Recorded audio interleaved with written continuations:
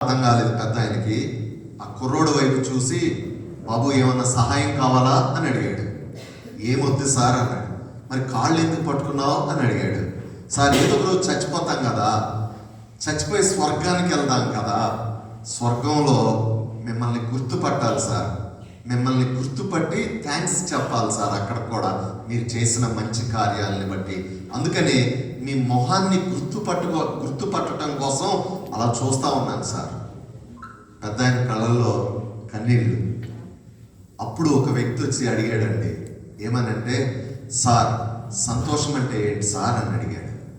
ఆయన ఇచ్చిన జవాబు ప్రపంచాన్ని చాలా ఆశ్చర్యపరిచింది. ఆయన ఏమన్నాడో తెలుసా?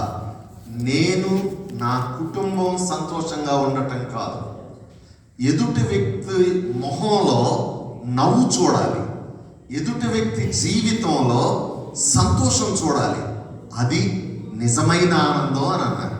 అప్పుడు ఒక విలేకరు వచ్చి, సార్ ఎదుటి వ్యక్తుల జీవితాల్లో సంతోషం చూడటానికి మీరు ఏం చేస్తా ఉన్నారు సార్ అని అడిగాడు. సర్వేస్ ఏమని తెలియజేస్తా ఉన్నాయో తెలుసా? ఎదుటి వ్యక్తుల జీవితాల్లో సంతోషం చూడటానికి ఆయన తన రాబడిలో 65% ఇచ్చేస్తా ఉండేవాడండి. ఆయన ఆస్తి ఎంతో చెప్పాను కదా, ఎంతండి ఆయన ఆస్తి? 35 లక్షల కోట్ల రూపాయలు.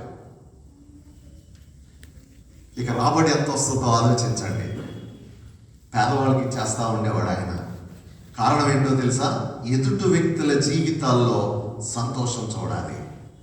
ఆయన చచ్చిపోయినప్పుడు ప్రపంచం అంతా ఆయనకి సెల్యూట్ చేశారు. సెల్యూట్ రతన్జీ టాటా అని. లాస్ట్ ఇయర్ ఇదే సీజన్లో చచ్చిపోయాడు ఆయన. వ్యక్తుల జీవితాల్లో సంతోషం చూడటానికి తన రాబడిలో 65% ఇచ్చిన రతన్జీ టాటాకి సెల్యూట్ చేస్తే, ఈ భూమి మీద పుట్టిన ప్రతి వ్యక్తి జీవితంలో నిజమైన ఆనందాన్ని చూడటానికి, నిజమైన ఆనందాన్ని ఇవ్వటానికి ఓ వ్యక్తి తన విలువైన ప్రాణాన్ని ఇచ్చేశాడండి. ఏంటి, ప్రాణాన్ని ఇచ్చాడా? ఎవరండి ఆ వ్యక్తి? ఆలోచిద్దాం. ఆయన ఎవరో ఈ రాత్రికాల సమయంలో మీకు తెలియచేయాలని నేను ఆశపడతా ఉన్నాను. ఆయన ఎవరో చూడటానికి ముందు మానవుని యొక్క జీవితం గురించి ఒక 2-3 నిమిషాలు ఆలోచిద్దాం. మానవుని యొక్క జీవితం గురించి ఓ వ్యక్తి ఏమన్నాడంటే, man is unique in this world అన్నాడు. మనిషి చాలా చాలా ప్రత్యేకమైన వాడు. నల్లగా ఉన్నా, పొట్టిగా ఉన్నా, బ్యాక్లాగ్స్ ఉన్నా, ఇంజనీరింగ్ చదువుతున్న వాళ్ళకి M1 బ్యాక్లాగ్ ఉన్నా, ఎలా ఉన్నా సరే, ఎలా ఉన్నా, పూర్ బ్యాక్గ్రౌండ్ నుంచి వచ్చిన, ఎవరో అర్థం చేసుకోలేకపోయినా, ఎవరో మనల్ని పట్టించుకోకపోయినా, మానవుడు చాలా ప్రత్యేకమైన వాడు. ఇందాక మనం ఆ మైండ్లో చూసాం. సో భగవంతుడు మానవుడిని సృష్టించాడు, ఒక ఉద్దేశంతో సృష్టించాడు. తన మాట వినాలని, సంతోషంగా జీవించాలని సృష్టిస్తే మానవుడు ఏం చేశాడో మనం చూసే నేను కన్క్లూడ్ చేస్తాను. మానవుడిని భగవంతుడు తన పోలికలో సృష్టించి తన మాట వినమన్నాడు. ఎందుకు తన మాట వినాలి అని అంటే, మానవుడు సంతోషంగా జీవించాలి అని అంటే ఖచ్చితంగా భగవంతుడు మాట వినాల్సిందే. అయితే మనిషి ఏం చేయటం ప్రారంభించాడు అని అంటే, దేవుడు ఇచ్చిన ప్రతి దాన్ని ఎంజాయ్ చేస్తా దేవుని మాటని లైట్ తీసుకున్నాడు. అంటే నచ్చిన జీవితాన్ని జీవించటం ప్రారంభించాడు. నచ్చింది చూడటం, నచ్చింది తాగటం, నచ్చింది ఆలోచించటం, నచ్చిన వాళ్ళతో ఎంజాయ్ చేయటం. దీన్నే బైబిల్ ఏమంటా ఉంది అని అంటే పాపం అని అంటా ఉంది. Friends, what is sin? పాపం అంటే ఏంటి? Somebody said like this, sin is nothing but taking God's word lightly అన్నాడు. అంటే దేవుని మాట లైట్ తీసుకోవటమే పాపం అని చెప్పబడదు. దాన్ని బైబిల్ ఏమంటా ఉందంటే ఆజ్ఞాతిక్రమమే పాపం. దేవుని యొక్క ఆజ్ఞను అతిక్రమించటమే పాపం. దేవుడు ఏదైతే చేయమన్నాడో అది చేయకుండా, దేవుడు ఏదైతే చెయ్యొద్దన్నాడో అది చేయటం పాపం అని బైబిల్ చెప్తా ఉంది. ఈ పాపం మానవుని యొక్క జీవితంలోకి ఏం తీసుకొచ్చింది అంటే, ప్రారంభంలో ఇట్ బ్రాట్ యాక్టింగ్, నటన. ఈ భూమి మీద మనిషి నటించినంత ఏ ప్రాణి నటించలేదండి. అంత చక్కగా నటించగలం. మమ్మీ దగ్గర, డాడీ దగ్గర, లెక్చరర్స్ దగ్గర, ఫ్రెండ్స్ దగ్గర, వార్డెన్ దగ్గర నటించని ఏరియా లేదండి మనిషి. నాకు తెలిసిన ఒక కుర్రోడు ఉన్నాడు, వాడికి పంచదారతో చేసిన స్వీట్ ఐటమ్స్ అంటే చాలా ఇష్టం. వాళ్ళ మమ్మీ క్రిస్మస్ను పురస్కరించుకొని పంచదార చిలకలు చేసి రోజుకి 2-3 అలా ఇస్తా ఉంది. But he wanted to eat more, ఎక్కువ తినాలని ఆశ ఉంది. కానీ మమ్మీ ఊరుకోవట్లేదు. ఓ దినాన మమ్మీ హాస్పిటల్కి వెళ్ళిపోయింది, డాడీ ఆఫీస్కి వెళ్ళారు. ఇదే రైట్ టైం అనుకొని వాడు మమ్మీ దాచిన ఆ క్యాన్ కిందకి దించేసి హీ స్టార్టెడ్ ఈటింగ్ పంచదార చిలకలు 1, 2, 3, 4 అలా తింటా ఉన్నాడు. అదే రోజు వాళ్ళ డాడీ ఫైల్ మర్చిపోయి ఇంటికి వచ్చి హార్న్ కొడతా ఉన్నాడు. కానీ వీడికి హార్న్ వినపడలేదు. పంచదార చిలకలు తినే క్రమంలో ఉన్నాడు. డాడీకి కోపం వచ్చి రే జానీ అని పిలిచాడు. ఒక్కసారి అలా అని గేట్ దగ్గరకు వచ్చాడు. ఎస్ పాపా అనుకుంటా. But he forgot one thing. లోపల పంచదార చిలకలు అలాగే ఉన్నాయి, బుక్కలన్నీ ఇలా లావుగా ఉన్నాయి. డాడీకి డౌట్ వచ్చి అరే జానీ ఈటింగ్ షుగర్ అని అన్నాడు. అప్పుడు జానీ ఏమన్నాడండి? No papa. డాడీ ఏమన్నాడు తెలుసా? అరే జానీగా, ఈ మధ్య నువ్వు బాగా కవరింగ్స్ ఆడుతూ ఉన్నావురా, you are telling lies. Johnny ఏమన్నాడు తెలుసా? No papa. ఈ పప్పాలు ఉన్నారే వదిలిపెట్టేయచ్చుగా, జానీ గారిని వదిలిపెట్టలా. తమ్ముళ్ళు సెల్ ఫోన్కి వచ్చి ఏమనుకోకుండా స్విచ్ ఆఫ్ చేసుకోండి. అప్పుడు పప్ప అన్నాడు, అరే జానీ పంచదార తినట్లేదు అని అన్నావు, అబద్ధాలు ఆడట్లేదు అని అన్నావు, దాన్ని ఓపెన్ ఎవరు మౌత్ అని అన్నాడు. అప్పుడు జానీగాడు కవరింగ్ నవ్వాడండి. 45 years క్రితం నేను ఆ రైమ్ చదివాను, but still it is ringing in my years. లోపల ఉన్న పంచదార వాళ్ళ పప్పాకి కనపడకుండా ఓ కవరింగ్ నవ్వాడండి. ఎలాగో తెలుసా? కవరింగ్స్. పప్పా దగ్గర కవరింగ్, పంతులు గారి దగ్గర కవరింగ్, పాస్టర్ గారి దగ్గర కవరింగ్, మమ్మీ దగ్గర కవరింగ్, ఫ్రెండ్ దగ్గర covering. Coverings coverings everywhere coverings. పాపం మానవుని యొక్క జీవితంలోకి నటన తీసుకొచ్చింది. అందరితో ఆగిపోలేదండి.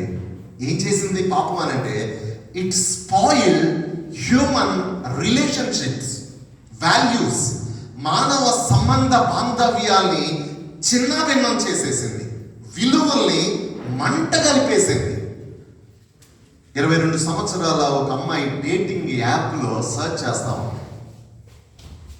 ఒక 25 సంవత్సరాల కుర్రోడు కనెక్ట్ అయిపోయాడు. నెమ్మదిగా వాళ్ళిద్దరి మధ్య చాటింగ్ స్టార్ట్ అయింది. కొన్ని గంటల తర్వాత ఫోన్ నెంబర్స్ ఎక్స్చేంజ్ అయిపోయింది. ఫోన్లో గంటల తరబడి మాట్లాడుకుంటా ఉన్నారు. అంతటితో ఆగలేదు. కుర్రోళ్ళు ఏం చేస్తారంటే, ఫోన్లు ఆగరు కదా, వీడియో కాల్స్ చేసుకోవటం ప్రారంభించారు. గంటల కొరలు ఇద్దరు ఒకళ్ళొకళ్ళని చూసుకుంటూ కూర్చోబెట్టాలండి ఆ అమ్మాయిని. కావలదు. గంటల కొలది వీడియో కాల్స్లో మాట్లాడుకుంటా ఉన్నారు. మమ్మీ చూసి కుదరదు, ఇలా కుదరదు. ఈ అమ్మాయి చాలా కోపం వచ్చేసింది మమ్మీ అలా అనేటప్పటికి. ఒక చిన్న లెటర్ రాసింది. ఆ లెటర్ సారాంశం ఏంటి అని అంటే, మమ్మీ నన్ను మర్చిపో, వెతకొద్దు, ఐఎమ్ సారీ. ఇదే 3 ముక్కలు. మమ్మీ ఐఎమ్ సారీ, నన్ను వెతకొద్దు, నన్ను మర్చిపో. వెళ్ళిపోయింది ఆ కుర్రోడితో. 2 years సహజీవనం చేశారు. They enjoy like anything. ఇష్టం వచ్చిన చోట్లకి వెళ్ళారు, ఇష్టం వచ్చినట్లు జీవించారు. చిన్న చిన్న ఉద్యోగాలు చేసుకుంటూ ఇష్టం వచ్చినట్లు జీవించారు 2 సంవత్సరాలు. ఆ తర్వాత నెమ్మదిగా ఒకళ్ళ మీదగా ఉన్న ఒకళ్ళ ఆ అట్రాక్షన్ తగ్గుతూ వచ్చింది, ఆ ఆకర్షణ తగ్గుతూ వచ్చింది. చిన్న చిన్న గొడవలు స్టార్ట్ అయినాయి. ఏం జరిగిందో తెలియదు. ఒక దినాన ఆ గొడవలో ఎక్కువైపోయింది, పెద్దదైంది ఆ గొడవ. చంపగేసుకుంటాడు ఆ అమ్మాయిని, కింద పడిపోయింది. చెస్ట్ మీద షూతో ఎగిరెగిరి తన్నాడు. అయినా ఆ అమ్మాయి దగ్గర నుంచి ఏం రెస్పాన్స్ లేదు. ఆ గొడవ ఏంటో తెలియదు, నాకు ఎవరికి తెలియదు. ఇక ఇంకా ఇంకా కోపం ఆపుకోలేక పేక మీద షూ వేసి తొక్కి చంపేశాడండి ఆ అమ్మాయిని.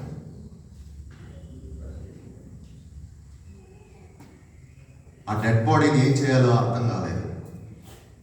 గూగుల్లో సర్చ్ చేశాడు, అనాటమీ చదివాడు. అంటే మనిషి ఈ యొక్క శరీర శాస్త్రం చదివి మార్కెట్కి వెళ్ళి షార్ప్గా ఉన్న ఒక నైఫ్ తీసుకొచ్చి ఆ డెడ్ బాడీని 35 ముక్కలు కోసేశాడు. మరలా మార్కెట్కి వెళ్ళి 300 లీటర్ల పట్టే ఫ్రిడ్జ్ తెచ్చాడు. ఆ ఫ్రిడ్జ్లో ఆ ముక్కలు, ఆ డెడ్ బాడీ ముక్కలు పెట్టేశాడు. ఇంకా నీచమైన పని ఏంటో తెలుసా? అదే రోజు మరలా అదే యాప్ ద్వారా మరొక అమ్మాయిని పరిచయం చేసుకొని అదే రూమ్లో ఆ అమ్మాయితో ఎంజాయ్ చేస్తా పోలీసులకి దొరికిపోయాడండి. 28 సంవత్సరాల అఫ్తాబ్, 25 సంవత్సరాల శ్రద్ధ వాకర్ని చంపిన వైనం భారతదేశాన్ని కుదిపివేసింది. ఆ తర్వాత 2 ఇయర్స్ ఇలాంటి సన్నివేశాలు కోకొల్లలో భారతదేశంలో. గవర్నమెంట్ తల పట్టుకొని కూర్చుంది. ఇలా ఎలా చేయగలుగుతా ఉన్నారు? అఫ్తాబ్ లాంటి వాళ్ళు, శ్రద్ధ వాకర్ లాంటి వాళ్ళు ఎలా చేయగలుగుతా ఉన్నారు? ఏ డిజార్డర్లో ఉన్నారు వీళ్ళు? పర్సనాలిటీ డిజార్డరా, లేకపోతే మూడ్ డిజార్డరా, సైకియాట్రిక్ డిజార్డరా, యాంగ్జైటీ డిజార్డరా అని ఏ డిజార్డర్తో ఇలా బాధపడతా ఇలా బిహేవ్ చేస్తున్నారు అనేది తెలుసుకోవడానికి అనేక టెస్టులు చేశారు. పాలిగ్రాఫిక్ టెస్ట్ అని, నార్కో టెస్ట్ అని, ఇలా కోట్ల రూపాయలు ఖర్చు పెట్టారండి భారతదేశం. ఏ డిజార్డర్తో బాధపడతా ఉన్నారు ఇలాంటి వాళ్ళు అని ఇప్పటికీ జవాబు లేదు. ఎప్పుడు చెప్తారో తెలియదు. కానీ బైబిల్ చాలా క్లియర్గా చెప్తుందండి. వాళ్ళు పర్సనాలిటీ డిజార్డర్తో బాధపడుతున్నారా, యాంగ్జైటీ డిజార్డరా, లేకపోతే సైకియాట్రిక్ డిజార్డరా మనకు తెలియదు. కానీ బైబిల్ ఏమని చెప్తుందో తెలుసా? It is heart disorder. Bible ఈ విధంగా చెప్తుంది. హృదయం ఘోరమైన వ్యాధి కలదు. హృదయం చాలా చాలా మోసం చేస్తుంది. నీ హృదయం నిన్ను మోసం చేసినంత ఎవ్వరూ నిన్ను మోసం చేయలేరు. అందుకనే ఒక ఆయన ఏమన్నాడు అని అంటే, the problem of man is the problem of the heart అన్నాడు. The problem of the man is the problem of the heart. మానవునికి అతి అతి పెద్ద సమస్య ఏంటి అని అంటే హృదయమే. ఈ హృదయం డిజార్డర్లోకి వెళ్ళటానికి గల ప్రధానమైన కారణం పాపం. పాపం. ఈ పాపం మానవుణ్ణి రకరకాల బంధకాల్లోకి తీసుకెళ్ళిపోయిందండి. ఇందాక చూసాం, ఒకడల్లా డ్రగ్స్, ఒకడల్లా మందు, ఒకడల్లా అమ్మాయిలు పిచ్చి, ఇంకొకడల్లా ఫోటోగ్రఫీ. కొంతకాలం క్రితం నా ఫ్రెండ్ కాల్ చేశాడు. చేసి